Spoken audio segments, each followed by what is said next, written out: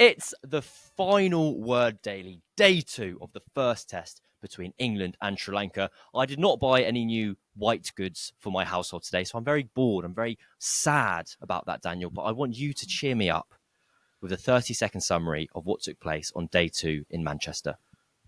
Well, on a day when absolutely all the cricketing world's eyes were at the Oval, wondering if Surrey could defeat Lancashire and present themselves as basically county champions-elect again, a test match was taking place here at Old Trafford under slate grey skies in cold, miserable conditions.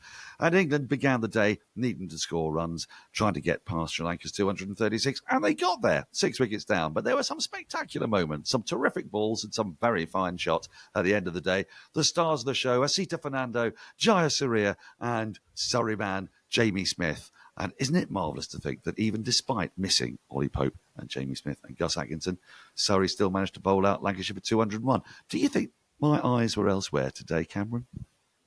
We can talk about the Surrey game if you want. I'm all across that one as well. We should be really in different places. We're in the wrong places. But England, to focus on the test match, because I think that's why people are listening to this. That's right. Sorry, yes, absolutely. The fools they are for that. Good, I guess. I'm trying to work out where this day falls in the stratosphere of success. I think Dan Lawrence, let's start with Dan Lawrence, because I think that's the most interesting tidbit of the batting lineup. There is a bloke who is not an opening batter opening the batting, and he nicks off for 30. So if anything, surely that means he's one of us. Surely All England, Zach Crawley, was that a pretty 30? And you nick one behind, perfect.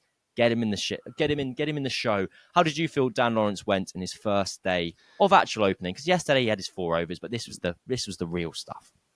Well, it was an impact opener, wasn't he? Which is what Zach Crawley is supposed to be. And he did provide a bit of an impact. Only 4 of his runs scored on the offside. You know what you're getting with Dan Lawrence, and the thing is that everybody around the world knows what you're getting with Dan Lawrence because you can find lots of footage of Dan Lawrence. And what you're getting is a man who's very strong on the onside, which can also be his weakness. He tends to turn the face of the bat and look to take things into the onside all the time. And indeed, so much does he do that he bamboozled Paul Rifle into thinking that he was actually out LBW to a ball that struck high above his pad flap and was never going to hit the stumps in a million years. He was given out and it was overturned on review. But that review didn't, or the reprieve, if you like, he didn't fully cash in on. And it was a ball angled across him from the left arm of Vishwa Fernando that did for him. He did play some beautiful shots in there, though. And within what I guess England wanted him to do, which was to go out, set the tone and be quick off the mark and put some boundaries into the score, he did all that really well. But I don't know if you learn anything particularly about Dan Lawrence when he plays an innings very much like Dan Lawrence and got out in a way that wasn't an enormous surprise. I mean, it's more often than not, he can be LBW, the ball targeting the stumps, bowlers often targeting the stumps. On this occasion, he'll be a bit irritated with himself, I think, for being drawn into what was effectively a defensive shot to a ball that he didn't need to defend because it was quite wide of his off stump. But I enjoyed watching him bat, and I'm delighted for him because I think he had a record 17 consecutive matches wearing the bib and carrying the drinks, which is a bit manky. It's just a shame for him he couldn't feel the sun on his back on a really... It was another one of those days here, Cam, where the dementors are in, the gloom and doom merchants are in. There's a duvet of cloud, and it's cold, and the crowd's a little sparse. And so, yeah, it was I want the sun to shine on Dan Lawrence and warm him up like a skittish turtle. I didn't have you down as someone who did Harry Potter references. I kind of assumed you'd pride yourself as having never watched or read something so popular. But anyway, I don't want to break that illusion. You're Harry Potter. No, we'll carry on. Dan Lawrence, there is an optimum number of runs he can score in this series because England will be really annoyed if he does kind of David Milan things and scores so many runs that they then have to pick him. They don't want to do that. The number of runs that Dan Lawrence scores, which is best for England here, is I think 100 would be lovely, both for him and the team, but not too many more runs than that. Just enough to reassert himself as the next cab off the rank and also someone who can do the job in Pakistan or New Zealand if need be, and that means they don't have to take a spare opener. But something I want to talk about is, since we're talking about the top of the order, have we got Sri Lanka all wrong? The whole point of the Sri Lankan team was that they were going to score their runs with the bat because they had a strong settled top 6, then their seamers and their bowling attack was going to be a bit weak. Asita Fernando bowled beautifully, 3 for, got Dan Lawrence given out incorrectly, then got one to swing back to Ben Duckett to dismiss him, which was given not out on field, then got one to nip back through Ollie Pope's gates with kind of reverse swing and nipping and seaming. It was a wonderful, wonderful spell of bowling. And as a colleague who will remain nameless said to me, all but 20 minutes ago, I like that he's a fat cricketer. There's not enough of them. And so there we go. And I was like, is there anything else to your sentence? And he went, no, that's all I had to say. And I was like, lovely. And he said it in very caring fashion.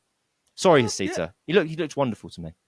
Well, he did, actually. He bowled really, really well. He got a lovely seam position, got a good bit of nip, got some nip off the pitch. We'd like a bit of nip. And there was nip in the pitch, and there was nip off the pitch. But a lot of prepositions for this pitch. But he was brisk as well. The ball that he bowled to get rid of Pope was a very good ball. It was a little concerning that Pope's now been bowled 22 times, I think, in his 70-odd. Wow, is that the stat? Yeah, it's a stat. That's a lot. Yeah, well, Andy Zoltzman was on hand to give us that. It's almost Bairstow-esque. I don't think we're quite at Bairstow proportions, but it was a good ball. You feel a bit for him because it nipped, it jagged, and he was new to the crease. And Pope, every batter is a little bit, vulnerable to say the least when you first go out to bat. Pope can be a bit more skittish and frantic, can't he, at the beginning of his innings? And so a ball like that is kind of kryptonite to him. And it did for him, and he did close the face himself, just trying to work ball at the onside. So he won't be 100% happy with the shot, but the ball was splendid. As you alluded, the ball he bowled to get rid of Ben Duckett was a beauty. It was in an over in which Paul Rifle managed to give a blatantly not out LBW out and a blatantly out LBW not out. Yeah, it wasn't which brilliant. Can happen. It can happen. Oh, it did. And it did. I mean, umpire Dharma Sena in Bangladesh in 2016. I think he did about 4 wrong in about 15 minutes. But there was it was a lovely shape that he was getting, Hasita, not just corporeally, but with the ball. The one that to get rid of Duckett was a beauty. I thought most of their seamers, like Milan Ratnayaka, perhaps the least effective, but Vishwa Fernando had nice shape as a left arm swing bowler, and yeah, they looked the real deal, didn't they? I think you're totally right. Everything that we thought they'd do well in this match so far, don't forget we're only 2 days in and it's been a truncated day today, but so far you're right that their top order, which is their experienced and more reliable part of their outfit, has failed, and the lower order succeeded. That was what they did yesterday, and then their bowling succeeded today. They bowled really, really well. Unfortunately, they came up against a generational talent in Jamie Smith, who was having none of it. He started. So he you're started wonderful. Nice and brightly. I'm delighted there that you've. I'm going to let you carry on, but I'm really. I've enjoyed the fact you just skipped past Harry Brook and gone we'll move on past that. It was 67 for 3. England would have spotted bother. Harry Brook going at a runner ball, driving down the ground beautifully. But the player who is potentially is the shining star, and has the potential to register their maiden Test century tomorrow is Jamie Smith. And this was once again an innings which is kind of showing why England have backed in Surrey's second choice wicketkeeper, because they go, he's fine at wicketkeeping. That is a solid skill, but this guy is very, very special. And given how much you've seen him here at the Kia Oval, which is where I am to keep it a secret, now to see him on the international stage, how are you feeling? How are your emotions to have guided this talent through to the very top? Well, I'm euphoric, and I don't want his thanks particularly. They'll come eventually in their own way. It's very innuendo-filled today, Daniel. I'm very excited. What's happening in Manchester? Bloody hell. Blimey. Well, we're making our entertainment, because actually there was a period when it was great fun. The Brook Root partnership was great fun because they took very few risks. They didn't play any really outlandish shots, and yet they were going at 5 and over. Yeah, they were going at 5 and over. So you got this thing where you're going, is Root really on 36 off only 40 balls? And everyone was doing that usual cliche. But he looked $1 million. He batted absolutely beautifully until, again, actually good bowling from Hasita Fernando, because he'd been getting the nip back, and then he got one just to hold its line on a full enough length to draw the drive. But when he got out, that partnership broken, and Harry Brook was batting commandingly, but they were 4 down England suddenly with a deficit still of over 100, and with Jamie Smith walking to the crease, and not their tail starting at 7, but you're into the bowlers, albeit Chris Woakes is a very, very good 7, but they have lengthened their tail in order to accommodate a seamer that's not a frontline batter in the absence of Stokes. So you really did feel this was a great moment and an opportunity for Sri Lanka, and they were bowling well. But Jamie Smith kind of snuffed it out. He was very dynamic in the start of his partnership with Brook. He recognised that whilst he got Brook with him, they could maintain the same pace of counter-attack or just attack. You might just call it attack, really. I prefer attack. It was attack, really. And it was to run Sri Lanka ragged. They barely got to bowl 2-3 balls at the same batter. They were forever rotating the strike. Brook looked in excellent touch, as he always does. Yet another half-century. He's getting half-centuries more than every other innings at the moment. His test match average will take the tiniest of dips because it started at 59.7 and he scored 56. But it's a body of work now that's becoming very impressive. Isn't that wonderful? I think it's one of my favourite things about sport and favourite things about cricket is if you're exceptional and you average more than 50, you can reach a number of runs where the whole ground stops to applaud you and you've done less than your average performance. So the idea that Harry Brook today has underperformed is a remarkable testament to him and actually shows that he's a failure and he fucked it up today and he needs to do better. That's what I actually feel like. Must do better, Harry. Well, he was undone by a beautiful ball. It was replicated later in the day at the back end when Chris Woakes got an almost identical ball. And while that partnership was going, you were seeing the very best of new young England. You know, Brook and Smith together. It's dreamy, and you get a little bit spoiled when you sort of think, well, I want at least 5 and over. Why can't it be 6? 6 and a half. Thinking, why don't they put the foot on the gas? And it was just easeful and gorgeous and technically correct and powerful and dynamic and all those things. And then Jayasuriya undid Brook with a beauty that drifted in, pitched sort of leg stump, middle and leg. It bit, it spun, it clipped the off stump. It left a bemused-looking Harry Brook, who does bemusement actually really well. When he wants to bring bemusement to his face, he nails that emotion. Wonderful. I mean, Al Pacino could take a leaf out of Harry Brook's bemused face. And he was right to be bemused because it was frankly a terrific ball. And so off he wandered. I think a bit peeved because he was going so well and no one likes to be stopped in the middle of something really nice. You know, you're halfway through a famously really tasty bit of food or something. I mean, at my age, it's mostly food. Are you okay, Dan? It's an innuendo after innuendo. This episode, I've been on test match special now for 2 days, and yesterday we started with innuendo, and it's carried on. It just continues, bleeds into the final world. Wonderful. It was then, though, that we saw, I would say, the very best of Jamie Smith, and you might argue, what are you talking about? It was at this point that he sort of went into his shell, sort of being a bit circumspect and was playing people with a lot of respect. And that's what I mean, because he recognised the danger. He smelt the danger. It wafted into his gentle young nose, his inexperienced nose, and his beautiful nose at that. And it screamed to Jamie, do you know, now might be the time to play cricket slightly differently from the way you have been doing for the last half an hour. That's baseball, His brain responded. His brain responded with immaculate perfection. And then he produced the right innings at the right time. He's only in his 4th test match. It's marvellous. Then here's a man who came into it with an average of 50, and he's advanced his average because he's got over 70. So he's like sort of flip side, really, of Harry Brook. And it was a joy to watch. He unfurled a couple of lovely shots towards the back end as the bowlers tired a little bit and they dropped their lengths. He latched on immediately to anything that was too short. He played Jayasuriya. He just smothered him. No other bowler really in the Sri Lankan lineup was treated with that much respect. There were scoring runs off the others. There were no maidens bowled except by Jayasuriya, who bowled 5 maidens.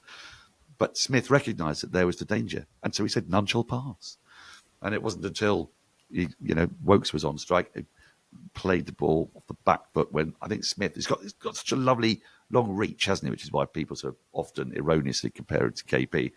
But he was able to get right to pitch the ball. Woakes, that's not really his style. And so he fell into the Harry Brook trap. Same ball, again, beautiful, bling, bling, dong. And then the day was sort of eased out with a couple of nice shots from Gus Atkinson, who's batting at least one place too high at 8 for me. Not quite sure why Potts isn't at 8, but there you go. And Smith looking $1 million. But it was bad light and then it was rain that foiled us with the game, I would say, still quite delicately poised, because when they come back to bat tomorrow, If Smith does get a good one or gets out, then you can see that tail folding for another 20 or 30 runs, and then we not quite have a one-innings game, but with Sri Lanka getting to bowl last on a pitch that's showing signs of having turned, fling flung, then, they're very much in it. And I think this summer needs a test match where the opposition are very much in it. And I would say they're very much in it. I think there are two bits I want to pick up on there. The first one you mentioned when Brook and Smith were going together, that it was the best of New England. And I felt like this was the first test match where I know we've had a number of like passing of the torches or whatever, symbolic moments over the last however many years where players like Cook go or Broad goes last year.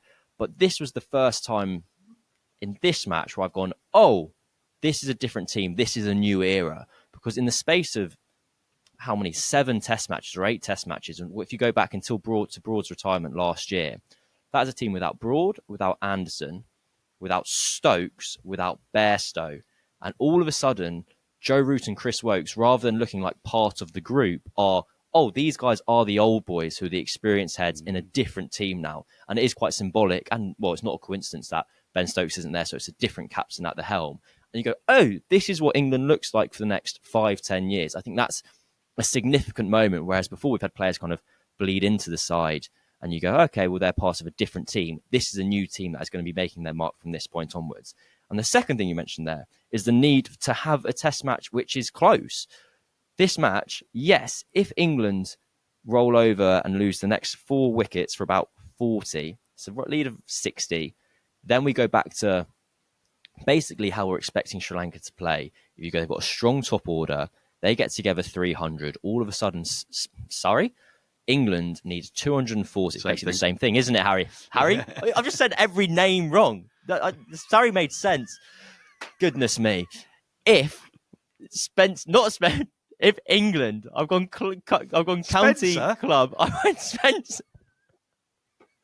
I've gone county club. Country is England. We live in England. Shit. Right. If England, the cricket team, need 240 to win in the 4th innings, and Prabhat Jayasuriya is bowling those ones, for those listening, I'm gesturing wildly, all of a sudden you have a very kind of interesting and entertaining test match. And I want to give you 1 minute to answer just how it's felt kind of covering this series. I don't feel like, as you mentioned, it's cloudy. Yes, it's August, but it's dank and it's grey. It's not a full house. Like, are you feeling like you're at an event? Or are you feeling what's the vibe like within the series? Well, I think because of the weather and the location and the fact that we're constantly gazing up at the sky and gazing down at apps and trying to work out if there's going to be, because there's going to be a deluge today. It's actually started raining now. As I'm recording this, it's raining. Yeah, there's going to be a deluge, and there's going to be plenty of it, and it's going to keep on going through the night. When we woke up and got it this morning, there had been rain, but it had been that, mizzle rain, drizzly, mizzly, nonsense rain that you can't play in, but the outfield wasn't soaked. But we're expecting it to do that. So we're actually more concerned about ensuring that we're going to get play. And it feels a bit bitty a lot of the time because, like yesterday, England had to bowl the spinners because of the bad light, and then Sri Lanka chose to bowl some spinners because of bad light, so it felt a bit artificial. And then today we didn't start until 1:15, and waiting for the clouds to lift, and they never did. And then the rain arrives, and it's really inclement, and it's not full. And to be brutally honest with you, it doesn't feel like a great deal of an event. It feels like, if you watch a lot of cricket like we do for a living, what you're doing is watching a great exhibition of bowling, in the case of Jayasuriya, to a degree, I see to Fernando bowled brilliantly, and batting in the form of Joe Root, Harry Brook, and Jamie Smith. And so you're sort of deconstructing what you're seeing. It doesn't feel yet like it's part of an event. Like whenever England plays India or England plays Australia, it actually sometimes doesn't matter if the cricket is absolutely rubbish because the stakes feel so high. Whereas here, rather patronisingly, everybody wants Sri Lanka to do well because we're all terrified of Test cricket dying. So we want proof that it isn't. And so, there's like games within games, I think, that are going on. And you take your pleasures where you can get it, especially because nobody has packed the right clothes and everybody's freezing and wondering when they can go home. Spirited is the word I hate in the sporting context, and I've seen a lot of this summer of a spirited West Indies display, a spirited Sri Lanka display, and what that basically means is patting these lads on the head and saying to the shit-uns that, oh, you did all right today, well done, and I've been deliberately rude there. I don't actually think that myself. Anyway, we're going to move on to the final word, Hall of Fame, which is, as ever, and excitingly so, is brought to you by Westfield London, Westfield Stratford City. Daniel, please read out the ad copy and then throw it back to me to continue the show. Well, Cameron, I think you'd agree that the 100 has been run and won for another year. David Warner and a slew of other household names, provided your household is entirely people without jobs and spouses, are slogging their way around the Cayman Islands in the Max 60 Caribbean on behalf of your local bookmaker. You could be forgiven for getting tearfully nostalgic about the days when the game's shortest form was called 2020. Well, better view. Now open at Westfield London, can take you back to the days of 2020 in just 15 minutes. 2020 vision, that is. And that's great news for anyone who has ever visited a shopping centre and thought, this is great, but I wish someone would shoot a laser into my eye while I'm here. I do book think you're that. free. Do you? Yeah, often. Well, do you know what you can do? You can book your free, no obligation consultation today and find out just how good life can be once you're not competing with Joel Wilson in the can't see a bloody thing cup of life. Westfield London, because if you had this done when you were 13, you, Cameron, you and all of you listeners would be playing international cricket today. If only. I wish. Well, I'm going to go and get a laser shot in my eye immediately after this, after the Hall of Fame. And I'm going to start, and I want to give a little bit more love to the two Jayasuriya deliveries that has got accounted for, Harry Brook and Chris Woakes. I must admit, when I saw the Chris Woakes first time, because both players are Grey Nichols sponsored, because they were the identical delivery, I did genuinely think it was a replay. And for those who haven't seen this, basically, Jayasuriya hasn't spun a ball all day. The ball is skidding on. He's more threatening LBW by getting the ball to shoot along into the pads. And then twice across the day, he's delivered this beautiful looping delivery that's spun and pitched on around leg stump, just of a length where both Brook and Woakes have gone back as opposed to going forward. And the ball's ripped past the outside edge, kissed, smashed even the top of off stump. And it has been the most wonderful display of bowling in the context of a day where, for the most part, Harry Brook in particular was looking wonderfully solid. So I just wanted to give it a little bit more love to some genuinely world-class bowling. And I'm going to throw it to you to end the show on a high, maybe a low, maybe a medium. I don't know. I don't know. I don't know if I can really beat that. I mean, one of the things that did occur to me was I don't rightly know, Cameron. What else happened here today? There were some beautiful shots. I've just remembered an inside joke and I've gone. Yeah, I just want to have sex with me, Daniel. Now then. It was innuendo. It was innuendo. It was in your endo, yes. So, as those were beautiful balls, but I did kind of wonder why he wasn't bowling from the Anderson end, because it's from that end that Shoaib Bashir got the ball to keep really quite low. And since he would be coming in round the wicket to predominantly right-handers, there was a sort of spot in a place where I thought, if you're going to bowl those undercutters occasionally and those ones that you're just sort of trying to get to skid on, which you quite correctly identified was one of his intended modes of dismissal, the most potent one, you might not bowl from that end, actually. But he managed to extract beautiful turn from the stadium end instead. I think in terms of I wonder what's happened there, the drive through extra cover where everyone admired it, went, oh, what a lovely, be still my beating heart. I can't remember who played it now, whether it was Brook or Root. And then everyone also went, oh shit, it's Old Trafford. This is the slowest outfield in the world. We're going to have to run. So it started running. And they managed to run three and nearly they could have possibly got back for a fourth, decided against it because of the risk. Had they run on the shot, I reckon they could have run six. That'd be wonderful. Such a long way. There was no one really near it. The first fielder had given up because assumed, oh, well, that's four. Yeah. So everybody gave up. It's one of those wonderful things in cricket where everybody stopped playing cricket and then everyone went, no, hang on, cricket, cricket. So perfect. I like that. Well, I'm delighted you concluded that, because for a while I thought your final word Hall of Fame was going to be Sri Lanka getting a choice of ends wrong. And I went, that is the worst one I've ever heard, ever. Anyway. Well, it's been that kind of day. Daniel, you know what? That's the end of today. I'm going to let you leave, cheer up, have just a very pleasant evening. I'm seeing a number of friends in something called the pub this evening, so I was meant to be having going to a barbecue. Can you believe it? We're defying the odds and having a barbecue. Well, so we've given up. We've given up. It was meant to be on the terrace at my new place, which I've referred to many times. Too cold going to the pub. Right, this has been the final word, as ever, brought to you by Westfield London, Westfield Stratford City. We'll be back tomorrow. Well, I won't be back, but Daniel will be back for day 3 of England versus Sri Lanka at Old Trafford. Goodbye.